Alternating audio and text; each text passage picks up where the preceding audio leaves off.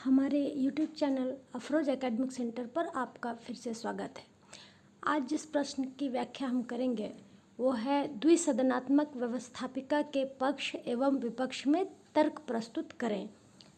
इसे अंग्रेजी में लिखेंगे argue for and against bicameral legislature. तो चलिए शुरू करते हैं। यहाँ हम देखेंगे कि सबसे पहले द्विसदनात्मक व्यवस्था क्या है ये हम जान लेंगे। द्विसदनात्मक मतलब दो सदन वाली व्यवस्था। जैसे हमारा जो संसद है उस संसद में दो सदन कौन कौन से हैं? एक है राज्यसभा और दूसरा लोकसभा, मतलब लोकसभा और राज्यसभा।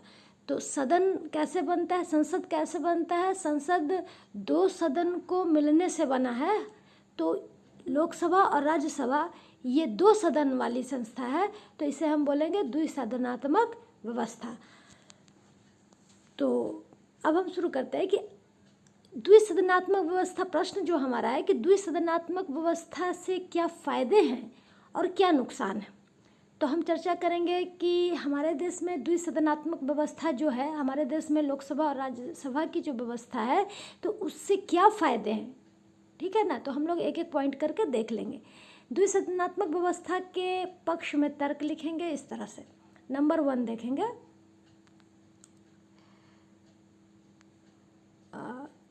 सोच समझकर कानून बनाना। देखिए पहला पॉइंट जो है सोच समझकर कानून बनाना है।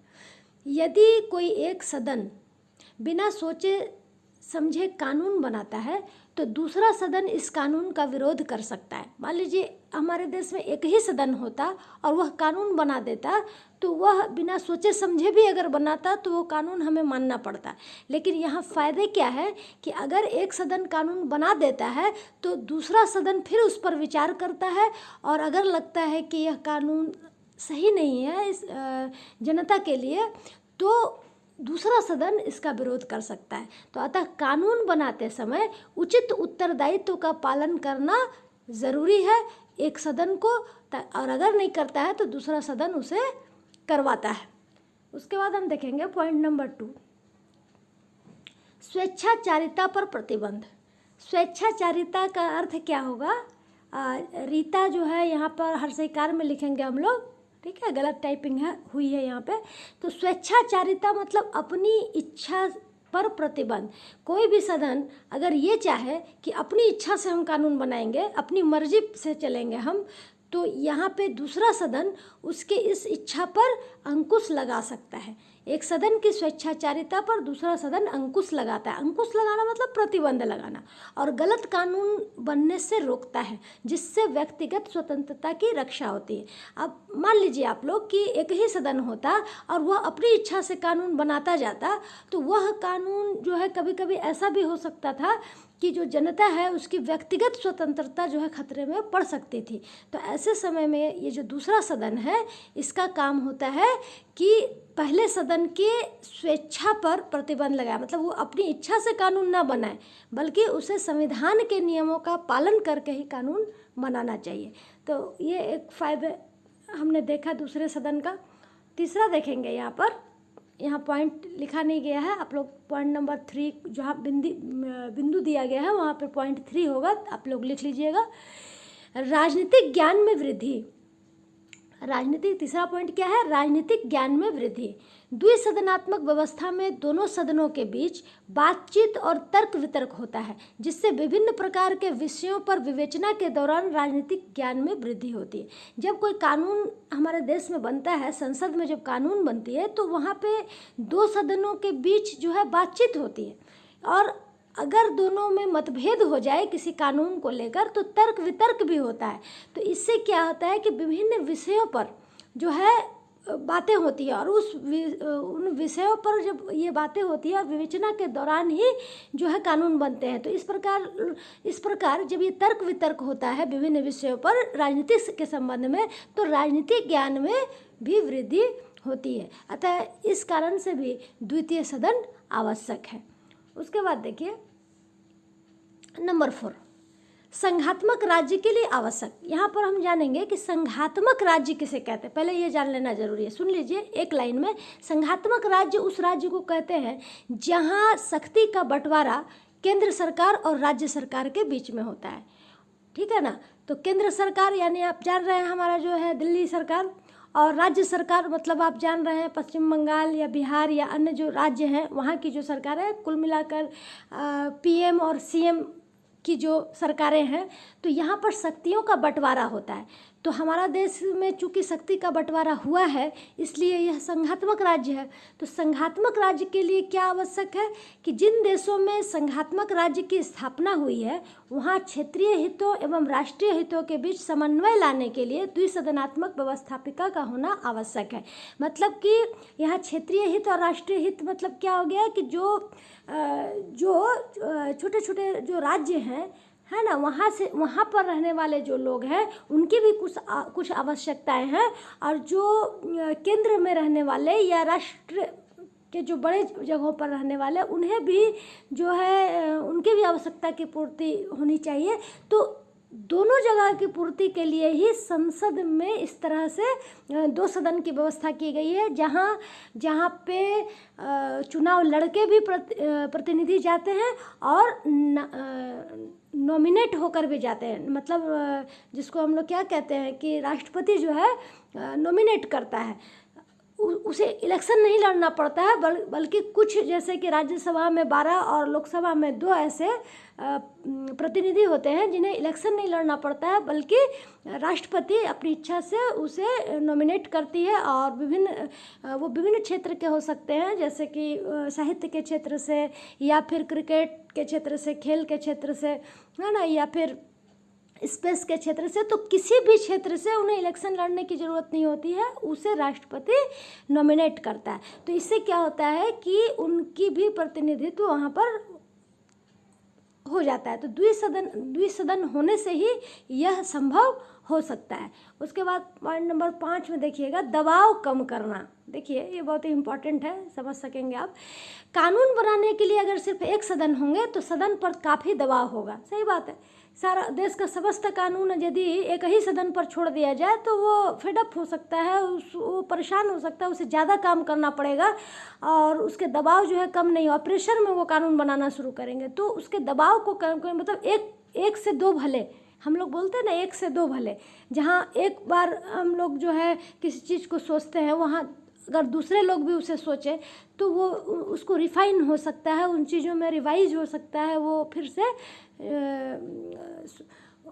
से कहेंगे कि उसे अच्छी तरह से सोच समझ के बनाया जा सकता है। और ये दबाव को कम करने के लिए अगर हम एक ही सदन के ऊपर प्रेशर देंगे, काम का प्रेशर रहेगा, उन पर कानून बनाने का प्रेशर होगा, तो उनके काम में भी कुछ प्रॉब्लम दिखाई पड़ सकते हैं। तो दूसरा सदन रहने से क्या होता है कि दबाव कम हो जाता है ना, आधा काम जो है वो दूसरा सदन भी संभाल सकता है। तो ये भी एक आवश्यक तत्व है। उसके बाद हम देखेंगे 6 नंबर पॉइंट में, अल्पसंख्यकों के हितों की रक्षा। ठीक है, अल्पसंख्यक समुदाय में अपना प्रतिनिधि भेजने में असमर्थ हो सकता है। ऐसी स्थिति में उनके हितों की रक्षा के लिए दूसरे सदन में इसके प्रतिनिधि को मनोनीत किया जा सकता है। ऐसा तभी संभव है जब व्यवस्थापिका का स्वरूप द्विसदनात्मक हो। अल्पसंख्यकों के हितों की रक्षा, कभी कभी ये जो समुदाय है वे अपना प्रतिनिधि जो है नहीं भेज पाते, क्योंकि वो इलेक्शन नहीं लड़ सकते, उनके पास इतनी क्षमता नहीं होती कि वो इलेक्शन लड़ेंगे। तो ऐसी स्थिति में वो आखिर संसद तक कैसे पहुंचेंगे? तो संसद तक पहुंचने का एक ही तरीका है उनके पास में, बिना इलेक्शन लड़े हुए, कि राष्ट्रपति उन्हें मनोनीत करे, माने उनका नाम जो है वहाँ पर बताए, वहाँ पर रखे। तो ये जो है तभी संभव है जब दूसरा सदन होगा, दूसरा सदन में ही उन्हें मनोनीत किया जा सकता है। तो इसीलिए दूसरा सदन की आवश्यकता भी होती है। उसके बाद हम देखेंगे अब उसके विपक्ष में क्या तर्क है, इससे नुकसान क्या है, 2 सदन होने से क्या नुकसान है। देखिए, उत्तरदायित्व बढ़ने से आपसी फूट। हाँ, अगर व्यवस्थापिका द्विसदनात्मक होती है तो कानून संबंधी उत्तरदायित्व अनिश्चित हो जाता है। एक सदन अपने उत्तरदायित्व से छुटकारा पाने के लिए उसे दूसरे सदन पर थोप देता है। इससे कानून बनाने में दिक्कत होती है। यहाँ देख लीजिए कि दो सदन जब होंगे तो उत्तरदायित्व का ये लोग क्या करेंगे, जैसे एक सदन का जो काम है वो चाहेगा कि दूसरा सदन करे और दूसरा सदन चाहेगा कि पहला सदन करे। तो इस प्रकार उत्तरदायित्व ये लोग एक दूसरे पर लादना शुरू कर देंगे। तो यहाँ कानून बनने में दिक्कत हो जाएगी, देरी हो जाएगी, क्योंकि एक सदन अपना काम दूसरे तरफ भेज देगा। हाँ, लोकसभा जो है अपने काम के प्रति उत्तरदायित्व तो नहीं रह के दूसरे सदन पर इसका आरोप लगा देगा, थोप देगा उस पर, और दूसरा सदन जो है वो अगले सदन को यानी राज्यसभा को और लोकसभा को, इस तरह से दोनों ही सदन आपस में अपने उत्तरदायित्व से छुटकारा पाने के लिए एक दूसरे के ऊपर लादना शुरू कर देंगे। ठीक है ना। उसके बाद दूसरा देखेंगे, अप्रजातांत्रिक संरचना। द्विसदनात्मक प्रणाली रूढ़िवादिता पर आधारित है। रूढ़िवादिता का मतलब होता है कि किसी एक चीज़ को पकड़ कर रहना, मतलब उसमें कोई चेंज नहीं आना, परिवर्तन नहीं होना, एकदम कठोर बना रहना, तो उस पर आधारित है। व्यवहार में उच्च सदन के प्रतिनिधियों का चुनाव पूंजीपतियों, जमींदारों, व्यापारियों के इशारे पर होता है, अतः प्रकृति अप्रजातांत्रिक होती है। कहा जा रहा है कि ये अप्रजातांत्रिक क्यों है, क्योंकि अभी अभी मैंने कहा कि दूसरे सदन में जो राष्ट्रपति होते हैं वह विभिन्न क्षेत्रों से लोगों को मनोनीत करते हैं, मतलब उनको नॉमिनेट करते हैं। उन्हें इलेक्शन नहीं लड़ना पड़ता है, बल्कि उनका नाम राष्ट्रपति वहाँ पर मनोनीत कर देता है, तो वो लोग वहाँ के सदस्य बन जाते हैं।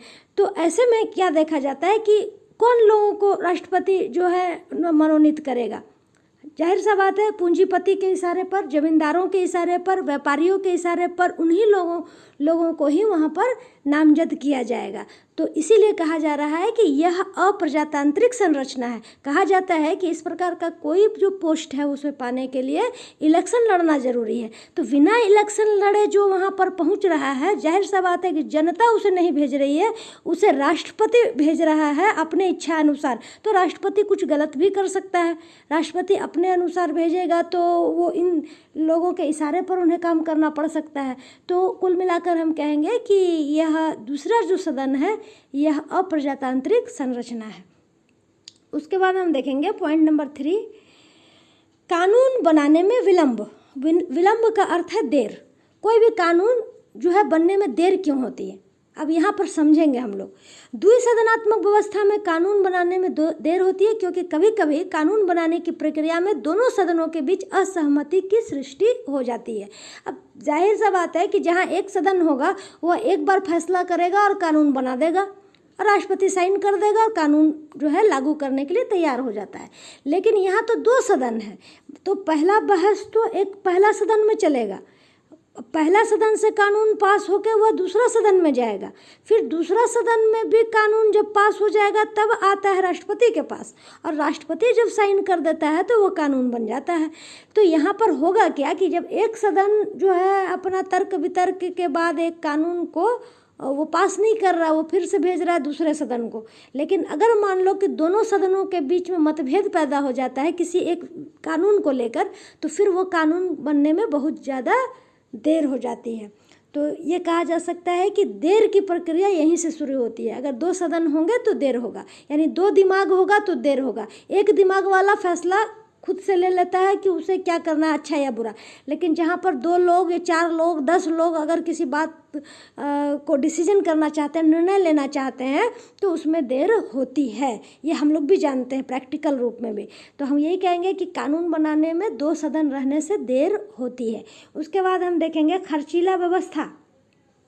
4 नंबर पॉइंट, यदि व्यवस्थापिका में 2 सदन होंगे तो सदस्यों की संख्या अधिक होगी तो उनके वेतन इत्यादि में अधिक पैसे खर्च होंगे। ये तो बहुत सिंपल बात है कि एक सदन में जितने लोग होंगे उन्हें जो वेतन और जो भत्ते मिलते हैं, जो पैसे मिलते हैं, अगर 2 सदन होगा तो 2 सदन में सदस्य की संख्या ज़्यादा होगी और सदस्य ज़्यादा होंगे तो खर्च बढ़ेगा, क्योंकि उनको भी वेतन देना पड़ेगा, उनको भी और सारी सहूलियतें देनी पड़ेगी। तो सरकार को ज़्यादा खर्च करना पड़ सकता है, देश का ज़्यादा पैसा इस पर खर्च हो सकता है।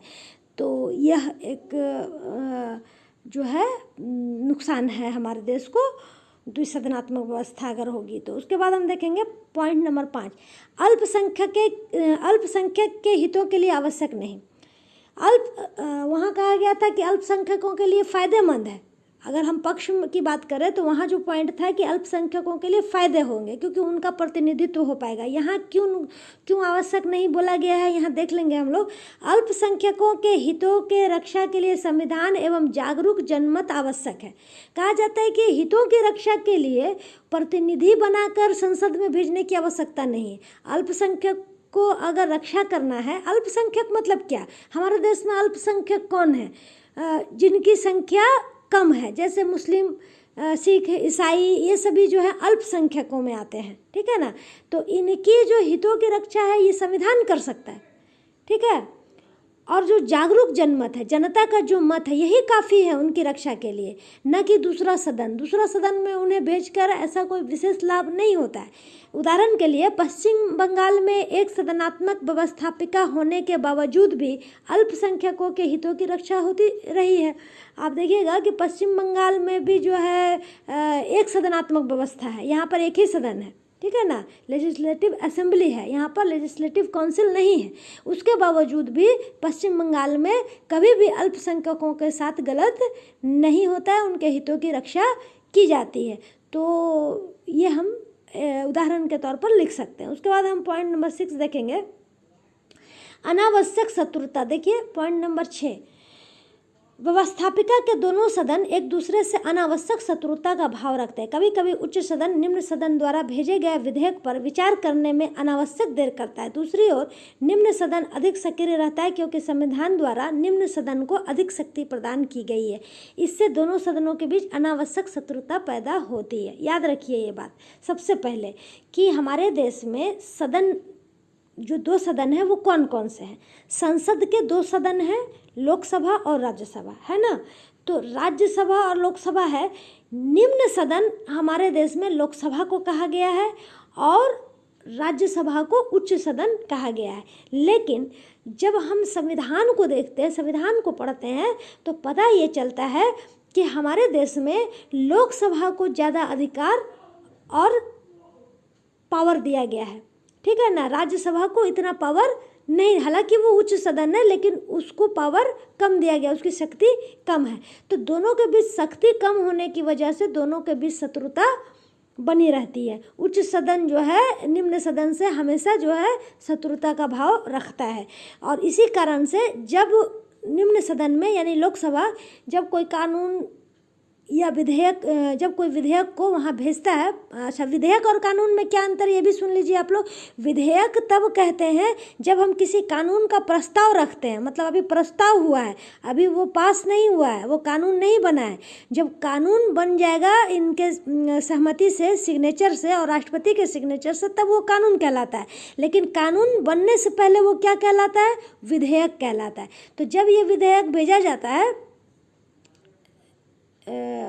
लोकसभा और राज्यसभा में, तो लोकसभा जब राज्यसभा को भेजती है तो अनावश्यक ही राज्यसभा इसको बनने में देर कर देती है ताकि जो है कानून बनने में देर हो।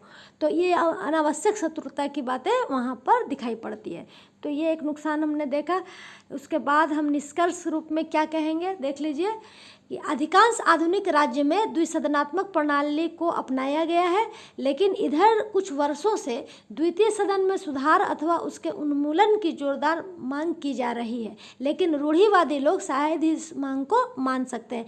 आज के दिनों में कहा जा रहा है कि अभी कुछ वर्षों से कहा जा रहा है कि द्वितीय सदन की आवश्यकता नहीं है, अतः उसे हटा दिया जाए या फिर उसमें सुधार किया जाए। लेकिन कुछ रूढ़िवादी लोग हैं, ऐसे लोग जो इन परंपराओं को पकड़ कर रखना चाहते हैं, वो इस मांग को नहीं मान रहे हैं।